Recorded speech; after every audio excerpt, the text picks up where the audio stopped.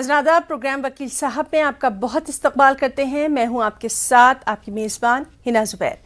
नाज़रीन, हमारा ये प्रोग्राम आपकी उन कानूनी उलझनों के हल के लिए, मशवरे के लिए है जिनसे आप दो चार हैं। अगर आप किसी कानूनी मसले का हल चाहते हैं, अगर आपको कोई कानूनी मशवरा चाहिए, तो हमारा ये ख़ास प्लेटफॉर्म सिर्फ आपके लिए है। आप यहाँ हमें कॉल करें। हमारे साथ मौजूद रहते हैं ये ख़ास लीगल एक्सपर्ट जो कि यहाँ से आपको मशवरा दे सकते हैं। मशवरा लेने के बाद आप अपने तौर पर अपने वकील या अपने जो मकामी लोकल आपके एडवोकेट हैं उनसे आप राब्ता करके अपनी कानूनी पेशरफ्त कर सकते हैं। यहाँ से आपको हमारे लीगल एक्सपर्ट आपको मशवरा देंगे। आप हमें कॉल करिए। हमारे नंबर आपकी टीवी स्क्रीन पर दिखाई दे रहे हैं। सिर्फ एक दरख्वास्त, जब आप हमें कॉल करें बराए मेहरबानी टीवी की आवाज़ बंद कर दें ताकि आपकी जो बात है वो हमारे गेस्ट तक बासानी पहुँच जाए, आपको आपके सवाल का जवाब मिल जाए। आपने कहाँ से कॉल किया हमें बताइए, अपना नाम बताइए और अपना मसला जो है वो आप हमें बताइए। हमारे लीगल एक्सपर्ट उसका जवाब देंगे। आप हमारे साथ हमारे इस प्रोग्राम में शामिल हो सकते हैं, जुड़ सकते हैं, उसका हिस्सा बन सकते हैं। बस आपको सिर्फ कॉल करना है। तो चलिए नाज़रीन, हम प्रोग्राम को आगे बढ़ाएंगे। हमारे साथ मौजूद हैं हमारे बहुत ही खास मेहमान, पटना हाई कोर्ट के सीनियर एडवोकेट खुर्शीद आलम साहब। खुर्शीद आलम साहब, आपका बहुत हम इस्तकबाल करना चाहेंगे अपने खास प्रोग्राम वकील साहब में। तो नाज़रीन, हम अपने इस प्रोग्राम को आगे बढ़ाएंगे और आज जो हमारा मौजू रहेगा, ख़ास तौर पर हम वक्फ के ताल्लुक से बात करेंगे कि वक्फ बोर्ड क्या है, कितनी इसकी अहमियत है और जो कुछ कानूनी मसले हम देखते हैं एक आम शहरी के तौर पर, उनके ताल्लुक से हम अपने वकील साहब से यहाँ पर जानने की कोशिश करेंगे। आपको अगर कुछ भी पूछना है आप हमें कॉल कर सकते हैं, हमारे साथ जुड़ सकते हैं। वकील साहब, आपका बहुत इस्तकबाल करेंगे और सबसे पहले हम आपसे यही जानना चाहेंगे कि ये जो वक्फ बोर्ड है, ये इसकी लीगल टर्म आप इसके ताल्लुक से जरा बताइए, वजाहत करिए। देखिए, वक्फ बोर्ड तो लीगल ये है कि वो एक बोर्ड है जो कानून के तहत, वक्फ एक्ट के तहत बना हुआ है। जी सर। असल में आपको जानने की जरूरत यह है कि वक्फ है क्या और वक्फ कोई प्रॉपर्टी को कैसे किया जा सकता है। जी बिल्कुल। ये जो वक्फ है ये एक अरबिक वर्ड है जिसका इंग्लिश में जो है डेडिकेशन होता है, परमानेंट डेडिकेशन। यानी ये अल्लाह के नाम पर और अल्लाह के राह में गरीबों के भलाई के लिए या अपने फैमिली मेंबर्स के भलाई के लिए कोई आदमी अपनी जायदाद को वक्फ कर सकता है। ये कुरान में भी इसका जिक्र है। जी जी। तो हिंदुस्तान में सबसे पहले वक्फ के ताल्लुक से कोई कानून, रिटन कानून नहीं था।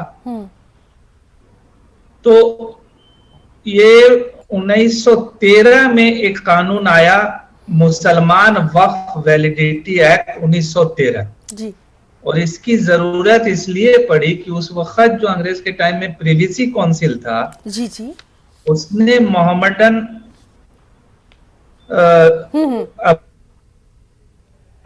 फतह मोहम्मद के केस में ये फैसला दे दिया कि जो वक्फ आदमी करता है वो मुसलमान जो करते हैं वो गलत है, ये ट्रांसफर ऑफ प्रॉपर्टी एक्ट के खिलाफ है।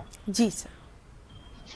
तो इस पर बहुत चर्चा हुई। हिंदुस्तान के मुसलमानों ने कहा कि भाई ये हमारा पर्सनल लॉ है, इसलिए इस पर एक कानून बनना चाहिए। तो सबसे पहले 1913 में मुसलमान वक्फ वैलिडिटी एक्ट बना जी। लेकिन वो सिर्फ इस मकसद से बना कि जो कानून पास किया था प्रिवेसी काउंसिल ने, वो चीज जो है उसको न्यूट्रल किया गया इस कानून के तहत जी। लेकिन वो उसी दिन तक था। फिर मसला ये आया कि जब फैसला हुआ तो उसको पीछे से लागू किया जा सकता है कि नहीं। तो फैसला तो फिर जो है मुसलमान वक्फ वैलिडिटी एक्ट 1930 में लाया गया और उसमें जो है चूंकि पहले उसको लागू किया गया कि पीछे भी जो वक्फ हुआ है 1913 के पहले वो भी सही माना जाए जी। ठीक है। उसके बाद क्या हुआ कि इसका हिस्ट्री यही है कि फिर क्योंकि वो दोनों कानून में वक्फ कैसे किया जाए, वक्फ के प्रॉपर्टी का मेंटेनेंस कैसे हो, इसको कौन देखेगा, कौन इंतजाम करेगा, कैसे इसका इंतजाम किया जा सके, ये चीज उन दोनों पहले वाले कानून में नहीं था जी। लिहाजा इसकी जरूरत महसूस हुई मुसलमानों का, और फिर एक दूसरा कानून बना जी सर। 1923 में मुसलमान वक्फ एक्ट जी। और ये मुसलमान वक्फ एक्ट जो बना, इसमें जो है एक सेंट्रल कमेटी का कंसेप्ट दिया गया। सेंट्रल कमेटी के कंसेप्ट से जो है जी तब इसमें है कि इसका इंतजाम कैसे किया जाए। उसके बाद फिर, क्योंकि ये आजादी के पहले की बात है जी सर, तो हर स्टेट में फिर अलग अलग वक्फ का कानून बनने लगा। जैसे बंगाल वक्फ एक्ट 1934 में बना जी। दिल्ली मुस्लिम वक्फ एक्ट 1943 में बना जी। फिर बिहार वक्फ एक्ट 1947 में बना, फिर उत्तर प्रदेश मुस्लिम वक्फ एक्ट 1960 में बना जी। और आजादी के बाद, हिंदुस्तान आजाद होने के बाद, हिंदुस्तान के संविधान 1950 में लागू हो जाने के बाद पार्लियामेंट में जो एक कानून जो बना, आजाद हिंदुस्तान का सबसे पहला कानून वक्फ के सिलसिले में 21 मई 1994 को जी बना, जिसका नाम था वक्फ एक्ट 1954 जी। तो बहुत उसमें जी जी जी हाँ जी, आप अपनी बात जारी रखिए सर। बहुत अहम जानकारी आप हमारे नाज़रीन तक पहुंचा रहे हैं। इस बीच नाज़रीन से हमारी दरख्वास्त है कि वो हमें कॉल भी कर सकते हैं, अपने किसी भी कानूनी मसले का हल यहाँ पर आप जान सकते हैं। हम जानकारी हासिल कर रहे हैं, हमारे साथ वकील साहब मौजूद हैं वक्फ बोर्ड के ताल्लुक से। जी वकील साहब, अपनी बात आप आगे जारी रखिए। उसके बाद टाइम टू टाइम वक्त गुजरने के बाद आदमी को पता चलता है कि इसमें क्या कमी रह गई, क्या बिल्कुल, बिल्कुल। ये तो 1984 में जो है फिर एक नया कानून बना। 1954 में के बाद 1984 में वक्फ अमेंडमेंट एक्ट बना, उसमें कुछ अमेंडमेंट किया गया। फिर 1995 में, यह 1995 वक्फ एक्ट 1995 जब बना जी, तो वो पुराने दोनों वक्फ एक्ट 1954 जी और 84 को रिपील कर दिया गया, खत्म करके नया कानून बना। और इसमें रूल्स भी बना। रूल्स बनने के बाद जो है इसमें वक्तन फवक्तन जो है वो कुछ अमेंडमेंट आता चला गया। जी जी जी, ये तो मोटे तौर पर आपने बताया कि किस तरह से ये बना और इसमें क्या क्या वक्त के हिसाब से अमेंडमेंट्स या तब्दीलियां लाई गई। आपसे हम ये भी जानना चाहेंगे कि वक्फ प्रॉपर्टी में क्या क्या चीज जो है वो आती है। हाँ, अब सवाल ये है कि वक्फ एक्ट के तहत जो है जी, अब ये सवाल है कि वक्फ क्या है। वक्फ हो गया कोई भी अपनी जायदाद को, मनकूला हो जी या गैर मनकूला हो, जी जी, यानी मूवेबल हो या इमूवेबल हो जी, उसको अल्लाह के नाम पर परमानेंट डेडिकेशन कर दिया जाता है कि उससे कुछ गरीबों का फायदा हो सके। तो ये जो 1950 95 में कानून बना, उसके पहले भी जो कानून था जी, उस कानून के तहत यह है कि एक निजाम बनाया गया वक्फ बोर्ड। जो वक्फ बोर्ड का काम यह है कि वक्फनामे के तहत कोई काम हो रहा है या नहीं हो रहा है, या कोई आदमी अपने प्रॉपर्टी को वक्फ करना चाहता है तो उसको रजिस्ट्रेशन कराना पड़ेगा वक्फ बोर्ड में, वक्फ एक्ट के तहत। और उसमें रजिस्टर 26 होता है जी, उस रजिस्टर 26 में उसका दाखला हो जाता है और उसको रजिस्टर करने से पहले सुनवाई होती है, नोटिस होता है, तब उसको रजिस्टर कर लिया तो वो प्रॉपर्टी वक्फ प्रॉपर्टी कहलाएगी। ठीक है। अब देखिए, अब ये जब वक्फ एक्ट के तहत जब आपने उसका रजिस्ट्रेशन कर दिया वक्फ का जी, तो अब सारा आपको लीगल सपोर्ट जो है जी, वो वक्फ एक्ट के तहत अब आपको मिलेगा। जी, अब उसमें क्या है कि कभी मुतवल्ली जो होते हैं जी, जिनको जी, बहाल किया जाता है, जी, वो एक तरह के समझिए कि मैनेजर हुए कानूनी तौर पर, जी, जो वक्फ प्रॉपर्टी का देख रेख करते हैं। जी, अब उन मान लीजिए गलत ये काम नहीं कर पा रहे हैं या वो बेईमानी कर रहे हैं, शैतानी कर रहे हैं, बेच दे रहे हैं, तो पहले के कानून में इस तरह का प्रावधान नहीं था। लेकिन 95 वाला जो कानून बना वो बड़ा अहम कानून बना। उसमें हम लोगों का और बहुत सारे लोगों का भी राय मशवरा करके ये कानून पार्लियामेंट से बना जी। उसमें जो है बहुत सहूलियत और बहुत ताकत दिया गया जी कानून में कि आप किसी भी प्रॉपर्टी को कोई बर्बाद नहीं करें। ठीक है। अगर कोई ऐसा लगता है कि मुतवल्ली काम नहीं कर पा रहा तो आप वक्फ बोर्ड में दरखास्त देके जी उस मुतवल्ली को हटवा सकते हैं। बिल्कुल। ना कोई वक्फ जो है वक्फनामे के तहत कोई मुतवल्ली नहीं बना तो भी आप उसको हटवा सकते हैं जी, या गलत कर रहा है तो हटवा सकते हैं। जी जी। वकील साहब, आपसे ये भी जानना चाहेंगे कि वक्फ आखिर कौन बना सकता है? क्या इसकी कोई ख़ास शर्त है? मतलब इसका तरीक़ेकार जो है एक आम से शहरी को समझने के लिए हम आपसे ज़रूर ये जानना चाहेंगे। हाँ, ये बहुत अच्छा सवाल आपने पूछा। जी। कोई भी आदमी जी जिसकी प्रॉपर्टी है वो प्रॉपर्टी का मालिक है, वो अगर उसको बेच सकता है, किसी को गिफ्ट कर सकता है, टाइटल अगर उसका है, पोजीशन उसका है जी, वो आदमी अल्लाह के नाम पर गरीबों के मदद के लिए अपनी जायदाद को वक्फ कर सकता है। जी, इसी को वक्फ कहते हैं। जी, जी। तो आप जो वक्फ करते हैं तो उसका रजिस्ट्रेशन वक्फ एक्ट के तहत वक्फ बोर्ड में कराना पड़ता है। जी। तो वक्फ बोर्ड में जैसे ही आप रजिस्टर्ड करा दिया तो वो प्रॉपर्टी वक्फ की प्रॉपर्टी हो गई। जी। और वक्फ चूंकि अल्लाह के नाम पर डेडिकेटेड रहता है, जी, जी।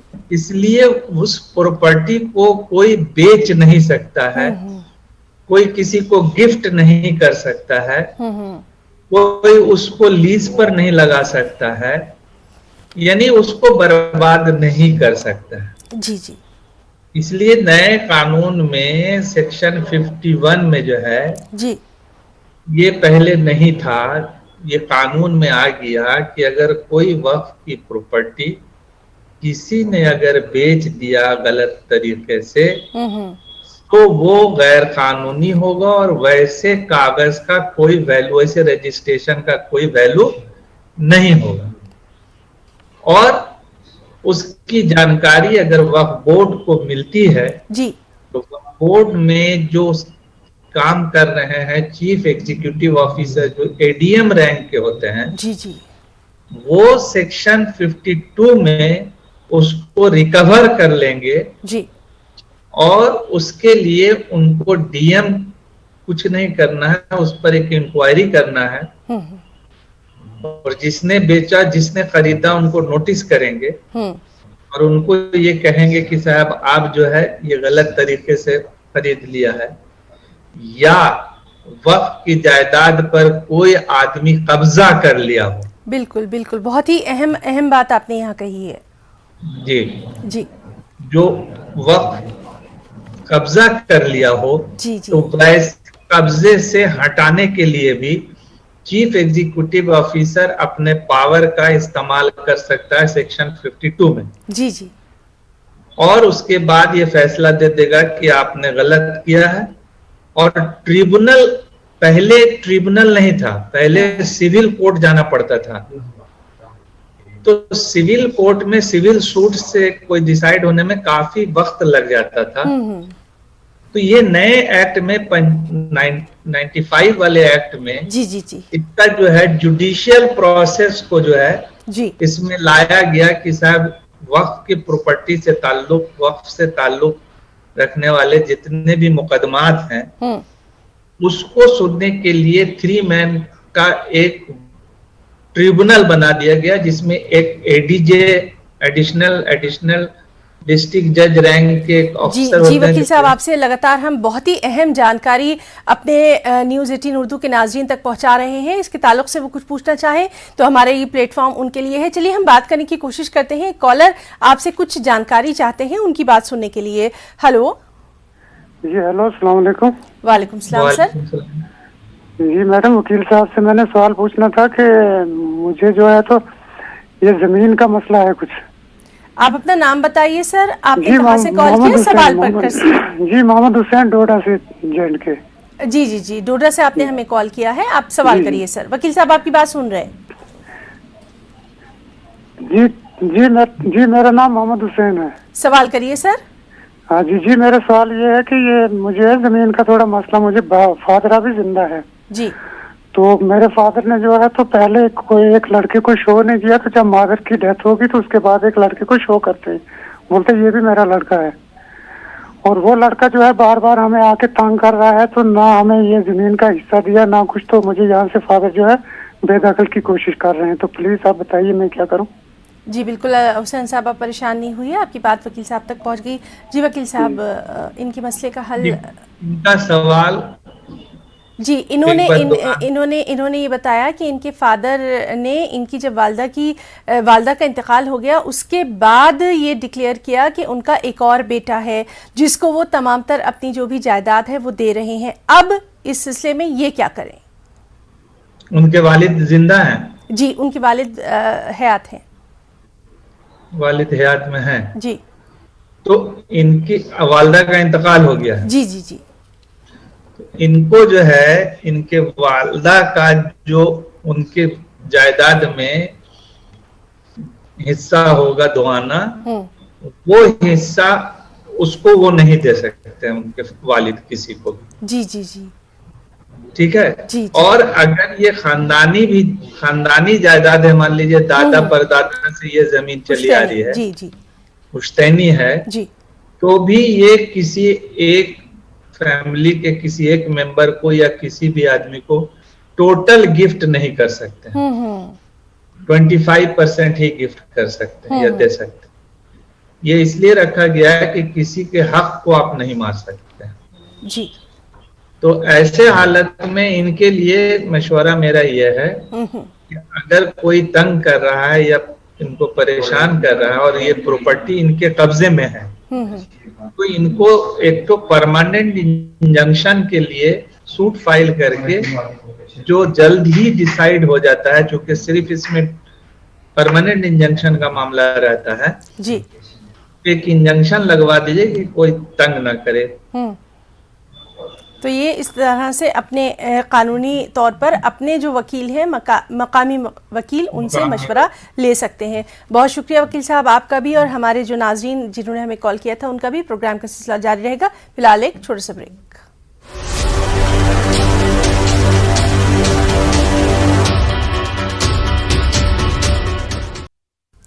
तो ब्रेक के बाद प्रोग्राम वकील साहब में एक बार फिर से आप सभी का तहे दिल से इस्तकबाल करते हैं। नाज़रीन, आज हमारे साथ मौजूद है पटना हाईकोर्ट के सीनियर एडवोकेट खुर्शीद आलम साहब, जिनसे लगातार हम अहम जानकारी वक्फ बोर्ड के ताल्लुक से हासिल कर रहे हैं, और बहुत अच्छे अंदाज में उन्होंने यहाँ पर समझाया है कि आखिर वक्फ बोर्ड क्या होता है, कौन कौन से लोग जो है इसमें शामिल होते हैं। वकील साहब, हम आपसे ये जानना चाहेंगे कि कई बार हमने देखा है नाजायज़ कब्जे जात जिनके ताल्लुक से खबरें भी आती रहती हैं, ये बरसा बरस तक चलते हैं। कई बार ऐसा होता है कि वक्फ बोर्ड भी इसके खिलाफ कोई कार्रवाई नहीं कर पाता है। कई बार कुछ लोग ऐसे हैं जो कि नाजायज़ कब्जा कर लेते हैं। ऐसी सूरत में कानूनी तौर पर क्या कुछ किया जा सकता है और वो कौन लोग कर सकते हैं?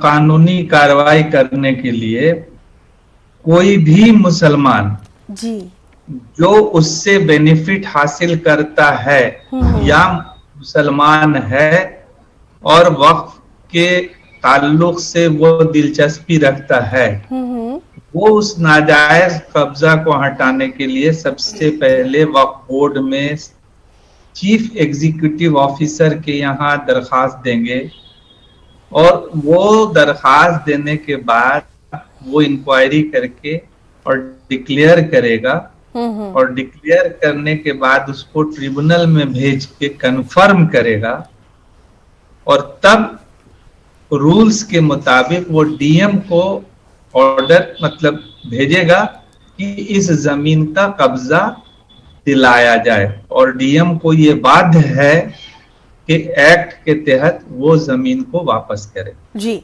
कभी कभी ऐसा होता है, मैडम आपका सवाल बहुत अच्छा था कि आपने पूछा कि कभी कभी वक्फ बोर्ड काम नहीं करती है जी जी जी या मिली हुई होती है या ऑफिसर मिल जाते हैं, तो वैसे हालत में क्या करना चाहिए?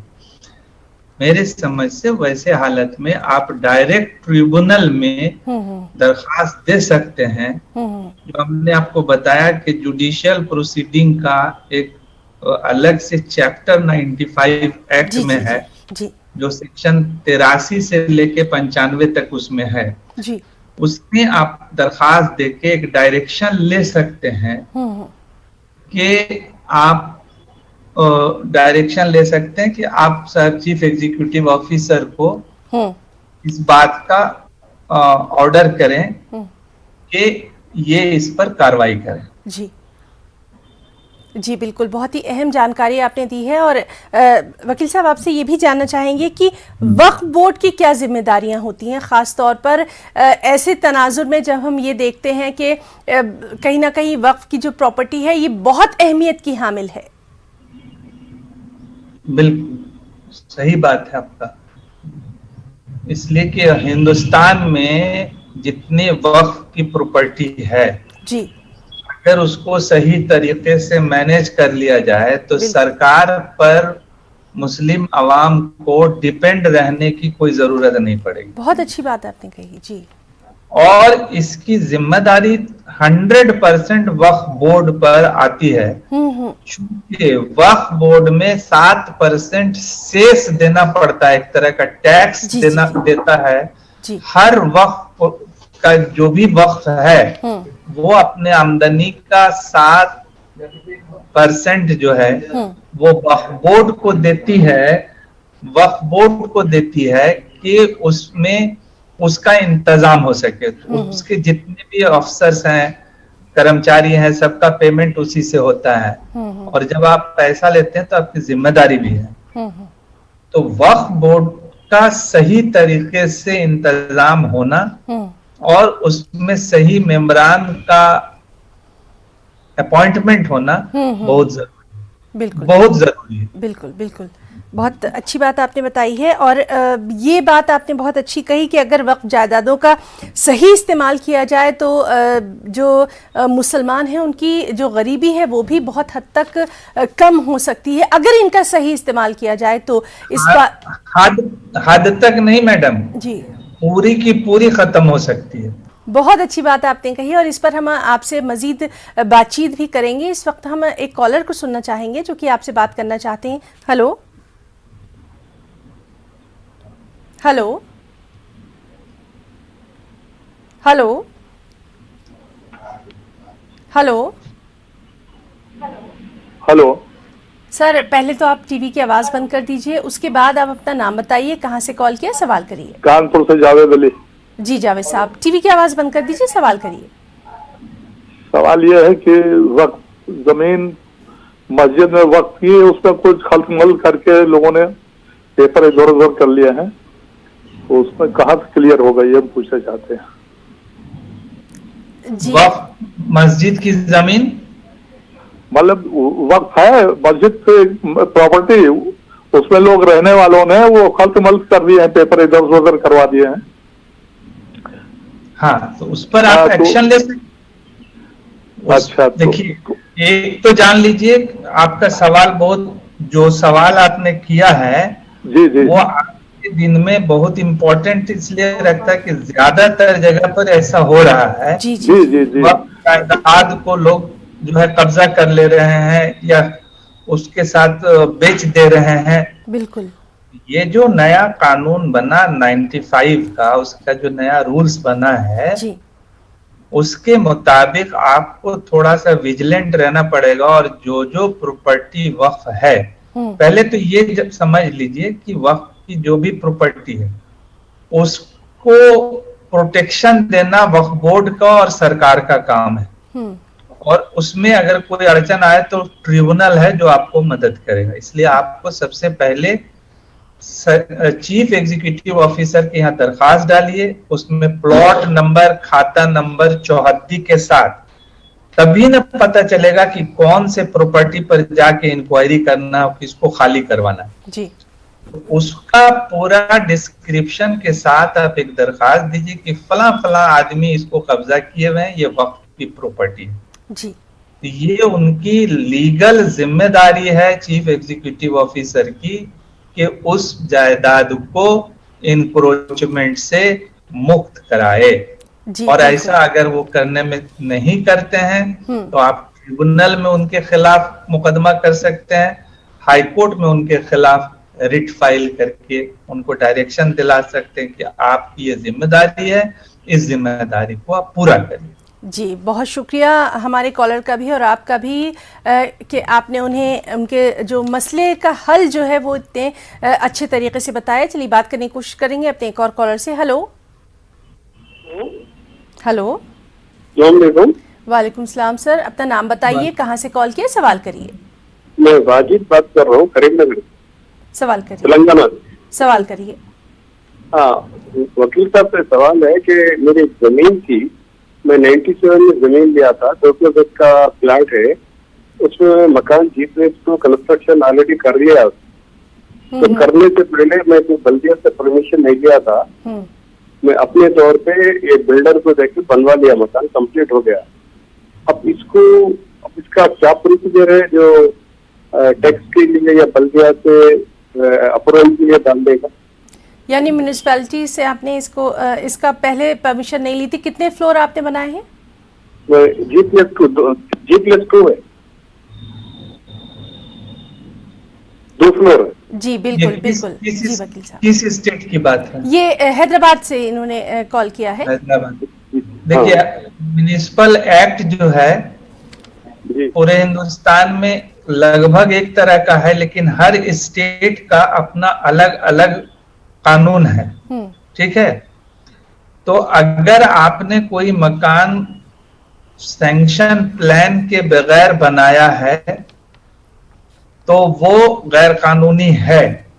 लेकिन अगर आपने बनाया है जिसमें FR वगैरह जो छोड़ने का, जो अगल बगल जमीन छोड़ने का जो प्रोसेस है, या जो रोड है, आपका रोड जितना चौड़ा है उसके हिसाब से अगर आपका स्टैंडर्ड सही है और सैंक्शन आप नहीं ले चुके हैं, तो पोस्ट डेटेड सैंक्शन के लिए भी आप अप्लाई करके उसको सैंक्शन ले सकते हैं। उसमें कुछ फाइन करके आपको सैंक्शन मिल जाएगा और तब जाके आपका वैलिड हो जाएगा। अगर आप वैलिड नहीं करते हैं तो वो कंस्ट्रक्शन आपका इलीगल है। जी बिल्कुल, तो इन्हें मकामी तौर पर ज़रूर राब्ता करना चाहिए, फौरी तौर पर राब्ता करना चाहिए, अब इन्हें ज़्यादा देर नहीं करना चाहिए। बहुत शुक्रिया वकील साहब आपका भी और वाजिद साहब आपका भी जिन्होंने हमें यहाँ पर कॉल किया। नाज़रीन, लगातार आपके कॉल्स का सिलसिला जारी है, आप हमें कॉल कर सकते हैं। वकील साहब यहाँ पर मौजूद हैं लीगल एक्सपर्ट के तौर पर आपको आपके कानूनी मशवरा देने के लिए। फिलहाल एक छोटा सा ब्रेक, चल लौटेंगे।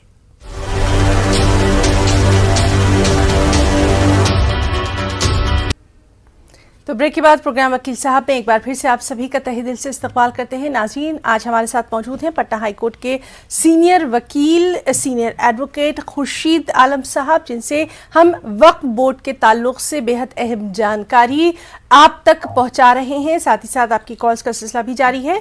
आप हमें जो नंबर आपके टीवी स्क्रीन पर फ्लैश हो रहे हैं उन पर हमें कॉल कर सकते हैं। सिर्फ एक रिक्वेस्ट, जब आप हमें कॉल करें अपने टीवी की आवाज़ बंद कर दें ताकि आपकी जो बात है, जो परेशानी है, वो हमारे लीगल एक्सपर्ट तक आराम से पहुंच जाए। चलिए हम अपने प्रोग्राम के सिलसिलों का आगे बढ़ाएंगे और वकील साहब, आपसे हम जानना चाहेंगे, स्टेट वक्फ बोर्ड और सेंट्रल वक्फ बोर्ड, ये दो जो कई बार हमने सुना है इनके ताल्लुक से, ये अलग अलग है और अलग अलग बनाने की इनको जरूरत क्यों आई, हर जगह के लिहाज से, या फिर क्या कुछ इसकी बारीकियां रही? देखिए, इसकी बारीकी यह है कि जो वक्फ बोर्ड है वो स्टेट लेवल का चीज हो गया जी, और सेंट्रल वक्फ बोर्ड जो है वो पूरे ऑल इंडिया का जितना भी वक्फ है जी जी, उसके ताल्लुकात से जो कानून या रूल्स रेगुलेशंस बनाने का काम करते हैं और उसका कंट्रोल जो है स्टेट बोर्ड पर होता है। इसलिए ये जरूरत पड़ गई कि अगर जरूरत महसूस हो कि स्टेट काउंसिल, स्टेट बोर्ड जो है काम नहीं कर रही है जी, तो आप सेंट्रल काउंसिल को भी आप रुजू कर सकते हैं अपने ग्रीवांस को, वो उनको डायरेक्शन दे सकता है कि आप इस काम को करें जी, इसलिए इसकी जरूरत पड़ गई जी। तो स्टेट वक्फ बोर्ड के ताल्लुक से हम आपसे जानना चाहेंगे, जो कि जिस तरह से बताया आपने कि हर रियासत का अपने अपने तौर पर होता है, कौन कौन लोग जो हैं वो उसमें शामिल हो सकते हैं बोर्ड के मेंबर में? जी जी जी, बोर्ड के मेंबर में शामिल होने के लिए जरूरी है, सबसे पहले उसमें कैटेगरी बना हुआ है।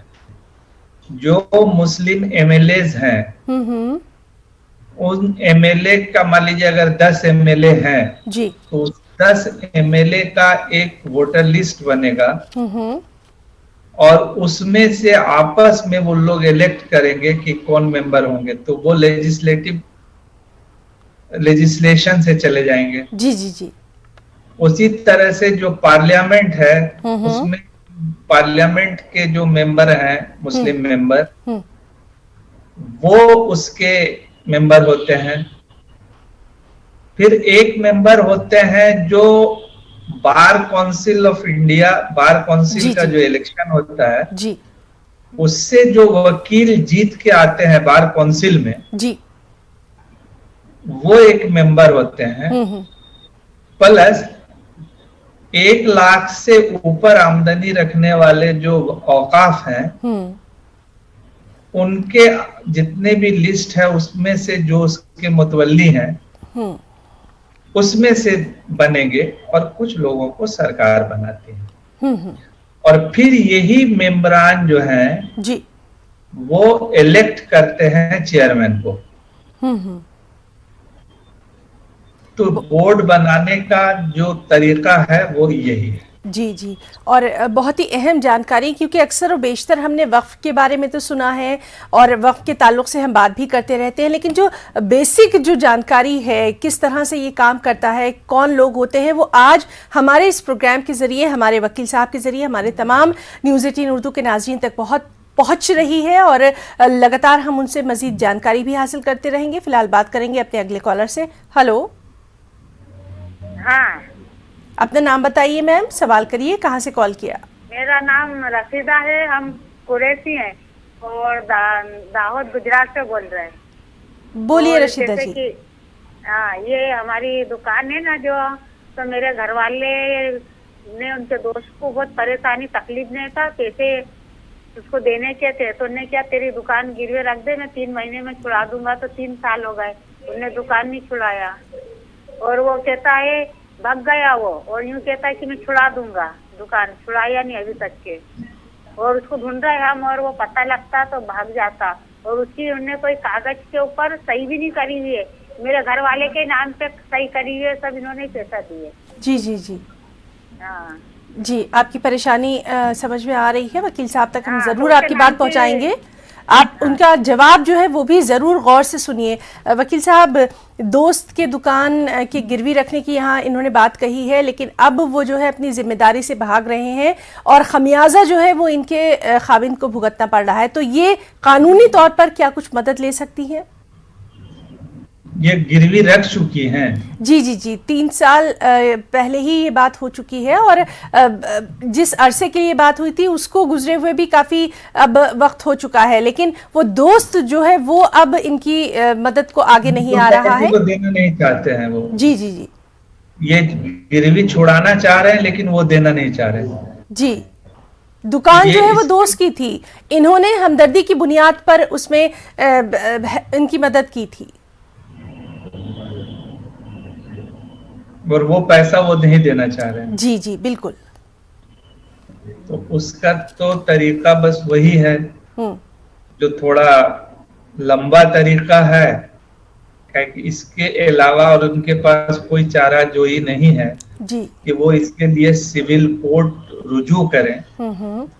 सिविल कोर्ट में इनको केस करना पड़ेगा रिकवरी के लिए, और उसके लिए लोकल वकील से वहां पहले मशवरा करें, और जो डॉक्यूमेंट्स इनके पास है, क्या सबूत है कि इन्होंने पैसे लगाए और क्या सबूत है कि इनको पैसा वापस नहीं मिल रहा है, ये सारे डॉक्यूमेंट। देखिए, सिविल का कोई भी मामला बगैर जबानी सिर्फ सुन लेने से सही मशवरा नहीं हो सकता है। बिल्कुल। जब उनके सारे कागजात अगर उनके पास हैं तो, फिर नहीं तो उनको कोर्ट में केस प्रूफ करने में बहुत दिक्कत होगी जी।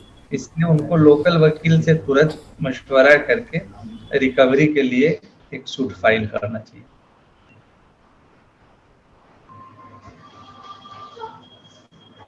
तो लगातार वकील साहब से हमारी बातचीत जारी है। हम एक और कॉलर से बात करना चाहेंगे। हेलो।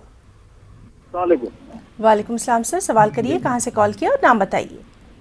मैं महबूब बात कर रहा हूँ गुलबर्गा से, रियासत कर्नाटक से। जी सर। मेरा सवाल यह है वकील साहब से कि 50 साल पहले हमारे वालिद साहब 13 एकड़ 20 गुंठे खेत खरीदे थे, और उसके बाद जो है 3-4 साल तक जो है वो पानी बोलते ना, खेत का पानी में वो उतना ही रहा 13 एकड़ 20 गुंठे। लेकिन बाद में रुश्वत तलब करा वो ऑफिसर, रुश्वत न देने पर जो है हमारे को सिर्फ 11 एकड़ 20 गुंठे करा है, जबकि रजिस्ट्री जो है 13 एकड़ 20 गुंठे की है। अब हमको पानी में हमारा नाम शामिल करने के लिए क्या करना है वकील साहब, फरमाइए, मशवरा दीजिए। जी वकील साहब, आपने इनका सवाल सुना? इनके फादर ने कोई जमीन खरीदी थी जी, 50 साल पहले, 50 साल पहले की ये बात। 50 साल पहले। जी जी। और वो पानी में डूब गया। नहीं नहीं, जमीन ली थी तो ज़राअत के लिए जो पानी दिया जाता है वो वकील साहब आप हाँ, जी बराए मेहरबानी टीवी की आवाज बंद करके एक बार फिर से अपना सवाल दोहराइए सर। वो हाँ 50 साल पहले हमारे वालिद साहब 13 एकड़ 20 गुंठे खेत खरीदे थे। खरीदने के बाद रजिस्ट्री पेपर आज भी है। वो पानी बोले तो सर्टिफिकेट होता है, पानी पत्र रिकॉर्ड होता है ना, रिकॉर्ड तहसील ऑफिस में जो रिकॉर्ड होता है उसको पानी पत्र बोलते हैं। उसमें 13 एकड़ 20 गुंठे 3-4 साल रहा। उसके बाद जो है क्या हुआ, वो तलाटी पैसे मांगा, नहीं दिए तो जो है 11 एकड़ 20 गुंठे रखा, वो बाकी के 2 एकड़ कुछ दूसरे के नाम पे कर दिया। अच्छा, आपको उसके लिए जो है वो लोकल जो एक्ट है, म्यूटेशन एक्ट जो है, आपका 13 एकड़ जमीन को कम करके 11 कर दिया और 2 एकड़ जो है वो किसी और के नाम से कर दिया। जिस वक्त किया उसका कोई आपको नोटिस वगैरह तो नहीं दिया होगा, तो आप इसके खिलाफ, ये सर्किल ऑफिसर ने किया होगा, इसके खिलाफ आपको एडीएम के यहाँ या आपके यहाँ जो स्टेट में जो कानून है उसके हिसाब से क्योंकि देखिए जमीन जगह का जो कानून है वो स्टेट लिस्ट में आता है। हर स्टेट का अपना अलग अलग कानून है, उसमें सेक्शन इधर उधर हो सकता है, लेकिन प्रोसेस वही होगा। उस के खिलाफ आपको कैंसिलेशन ऑफ जमाबंदी के लिए हायर अथॉरिटी की यहाँ पिटीशन डालना पड़ेगा, सबूत के साथ कि ये हमारा जमीन है, इतना एकड़ जमीन है, इतना कुंठा जमीन है, और हमारा पहले था भी इसमें रजिस्टर्ड में, अब रजिस्टर में इसको घटा के 11 कर दिया गया है, इसलिए और 2 किसी और को कर दिया गया है। उसको पार्टी बना के उसके कैंसिलेशन के लिए आपको हायर अथॉरिटी के यहाँ जाना। आपके यहाँ जो भी एक्ट है उसमें अगर एडीएम के यहाँ जाना है, एडीएम के यहाँ जाइए, डीसीएलआर के यहाँ जाना है तो डीसीएलआर के यहाँ जाइए, या डीएम के यहाँ जाना है तो डीएम के यहाँ जा सकते हैं। जी, ये हमारे ये जो कॉलर हैं इन्होंने इससे पहले भी यही सवाल किया था, और तब भी हमारे साथ जो वकील साहबा मौजूद थी उन्होंने इनको यही जवाब दिया था कि आप जो मकामी तौर पे आपकी इंतजामिया है, वहाँ पर जो लोकल आपके वकील हैं उनसे आप ज़रूर राब्ता करिए और उसके बाद आप कानूनी पेशरफ्त कर सकते हैं। फौरी तौर पर उन्हें इस बार भी यही बात कही जा रही है कि वो अपने जो मकामी वकील हैं उनसे राब्ता करें, ताकि पहले ही 50 साल का उनका अरसा गुजर चुका है, पहले ही इतना वक्त जो है वो ज़ाय हो चुका है, अब वो वक्त मज़ीद ज़ाय ना करें। बहुत बहुत शुक्रिया यहाँ पर हमें कॉल करने के लिए, और वकील साहब भी हमारे साथ लगातार मौजूद हैं। वकील साहब, जिस तरह से हमारे नाज़रीन ने सवाल किया, इससे पहले भी इस तरह के वो कई सवाल जो है हमारे पास आते रहे हैं, और उसमें हमने एक बात जो देखी है वो ये देखी कि 20 साल, 15 साल, 50 साल, 60 साल इतना अरसा गुजर जाता है, और उसके बाद लोगों को ख्याल आता है कि हाँ उनके साथ या उनकी जो जायदाद है उसमें कहीं कुछ गड़बड़ हुआ है, उसके लिए उन्हें कानूनी मदद लेना चाहिए। तो यहाँ पर बतौर वकील आप क्या कुछ मशवरा लोगों को देना चाहेंगे, क्योंकि अब तो डिजिटलाइजेशन का ज़माना है, नई टेक्नोलॉजी का ज़माना है, अपनी जायदादों के तहफ़्फ़ुज़ के लिए सबसे पहले क्या करना चाहिए किसी भी तरह की, चाहे वो घरेलू हो या फिर कमर्शियल? वो जैसा भी है, हमने पहले भी आपके चैनल के जरिए लोगों को बताया है कि भाई आप अगर विजिलेंट नहीं रहिएगा जी, तो उस पर तो दूसरा आदमी कब्जा कर ही सकता है। बिल्कुल बिल्कुल, या वो बर्बाद हो ही सकता है। और अभी ये भी होने जा रहा है पूरे हिंदुस्तान में, हर स्टेट ने उसको, हम आपको पहले भी बताया था कि जो एग्रीकल्चर है, लैंड है, ये स्टेट सब्जेक्ट है। इसके लिए हर स्टेट में अलग अलग कानून है और हर का अपना अपना एक्ट बना हुआ है जी, तो इसको लोकल एक्ट्स बोलते हैं जी। तो लोकल एक्ट्स के तहत भी अभी ऑल इंडिया के डायरेक्शंस पर, भारत सरकार के डायरेक्शन पर सर्वे का काम बहुत तेजी से हर स्टेट में हो रहा है, और सारे चीज को डिजिटलाइजेशन किया जा रहा है जी जी, डिजिटल में इन लोगों इसको लाया जा रहा है। तो अभी सबसे ज्यादा विजिलेंट रहने की जरूरत है। कागज जो भी आपके पास है उस डॉक्यूमेंट के साथ आप विजिलेंट रहिए कि आपकी जमीन किसी दूसरे के नाम से तो नहीं चाढ़ जा रही है, आपका जो जितना एरिया है उसको तो नहीं घटा दिया जा रहा है। इस पर विजिलेंट रहना बहुत जरूरी है जी, बिल्कुल। और यही बेदारी के लिए, इसी बेदारी मुहिम के लिए हमारे खास प्रोग्राम वकील साहब है, जिसपे हम अपने खास गेस्ट जो है वो यहाँ पर बुलाते हैं, और वो आपके जो कानूनी मसले हैं उनका हल भी देते हैं, साथ ही साथ कानूनी तौर पर बेदारी भी हम यहाँ पर लाने की कोशिश कर रहे हैं। हमारे ये प्लेटफॉर्म आपके लिए, आप भी हमसे राब्ता कर सकते हैं, जुड़ सकते हैं। फिलहाल एक छोटा सा ब्रेक, चल लौटेंगे।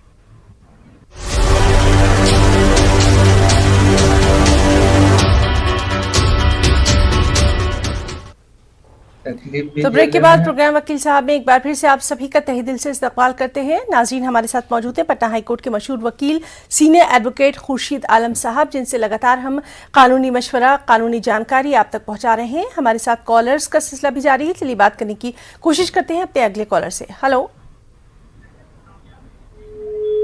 Hello hello. तो नाज़रीन, आप हमें कॉल कर सकते हैं। हमारे नंबर आपके टीवी स्क्रीन पर दिखाई दे रहे हैं, फ्लैश हो रहे हैं। वकील साहब, जिस तरह से हम बात कर रहे थे कि वक्फ बोर्ड के ताल्लुक से बहुत ही अहम जानकारी आपने आज हमारे इस प्रोग्राम में हमारे नाज़रीन तक पहुंचाई है। एक टर्म है मुतवल्ली। मुतवल्ली के क्या मायने हैं और ये कितनी अहमियत की हामिल है? नहीं, हम आपको, ये आपका सवाल सही है। देखिए, दिक्कत ये है आजकल हम लोगों के साथ कि आजकल के हमारे बच्चे जो हैं उर्दू से, आपका उर्दू टीवी चैनल है, इससे हम ये अपने तमाम लोगों को ये गुजारिश करना चाहेंगे कि अपनी जबान उर्दू को जिंदा रखिए। मुतवल्ली के मतलब होता है मैनेजर के, जो वक्फ की प्रॉपर्टी को देख रेख करने का काम करता है। मुतवल्ली कभी भी किसी वक्फ का मालिक नहीं हो सकता है। बिल्कुल। मालिक जो है वो अल्लाह होता है, और उस जायदाद से जो आमदनी होती है उसके जरिया वो दीनी काम और गरीबों को मदद करने का काम किया जा सकता है। जी जी, करना है तभी वक्फ होगा जी। और उसी तरह से वक्फ जो है वो वक्फनामा में बहुत लोग रिटन वक्फ करते हैं, रजिस्टर्ड वक्फ करते हैं। पहले जब कानून नहीं था, तो आपको बताया हमने कि 1913 के पहले वक्फ से ताल्लुकात कोई कानून नहीं था। तो वैसे हालत में उस वक्त रजिस्ट्रेशन नहीं होता था, लेकिन रजिस्टर्ड डीड के जरिया वक्फ कर दिया जाता था। तो उसको वक्फनामा बोलते हैं जी। यानी वो तहरीर जिसमें वो अपने जायदाद को किस काम के लिए वक्फ कर रहा है वो रहता है। उसको मुतवल्ली उसमें कौन होगा, उसका मैनेजमेंट कैसे होगा, उसमें मेंबर्स कैसे होंगे, उसकी आमदनी को किस किस मद में कितने % के हिसाब से खर्च किया जाएगा, ये टोटल जो रहता है ये वक्फनामा जी। तो इस तरह जी जी, ये जो इस्लाहात हैं ये काफ़ी अहमियत की हामिल है। आपने बिल्कुल सही फरमाया है कि वक्फ बोर्ड के ताल्लुक से जब हम बात कर रहे हैं तो जो मखसूस इस्लाहात हैं उनके ताल्लुक से भी मालूमात ज़रूर होना चाहिए, और इसीलिए ये सवाल जो है ये हमने अपने नाजरीन की जो जानकारी है उसके लिए पहुँचाया है। सर, आपसे ये भी जानना चाहेंगे, अगर कोई आम शहरी अपनी कोई भी जायदाद वो वक्फ करना चाहता है तो उसके लिए वो किस तरह की कानूनी जो चीज़ें हैं वो कर सकते हैं, किस तरह से अपनी जायदाद को वक्फ कर सकते हैं? ये सवाल आपका बहुत अच्छा है। कोई भी आदमी अपनी जायदाद को, कोई मुसलमान अपनी जायदाद को अल्लाह के राह में वक्फ कर सकता है। वो ज़बानी भी कर सकता है या उसको रजिस्टर डीड के जरिया कर सकते हैं जी जी। और वो चाहे तो उसके मैनेजमेंट और खर्च किस तरह से किया जाएगा उसको उसमें दर्ज कर सकते हैं जी। और उसको एक दरखास्त देके वक्फ बोर्ड में जी उसका रजिस्ट्रेशन करवा लीजिए, और वो सारा जो आपका डॉक्यूमेंट्स होगा उसके साथ दरखास्त जाएगा। जी वकील साहब, तो काफी अहम जानकारी आपने दी। वक्त अब हमें इजाजत नहीं देता, लेकिन इस ताल्लुक से आगे भी हम आपसे बातचीत जो है वो करते रहेंगे। फिलहाल इतना अपना कीमती वक्त देने के लिए हम अपनी पूरी टीम की तरफ से आपका बहुत बहुत शुक्रिया अदा करना चाहेंगे। नाज़रीन, प्रोग्राम वकील साहब में आज के लिए इतना ही। आदाब।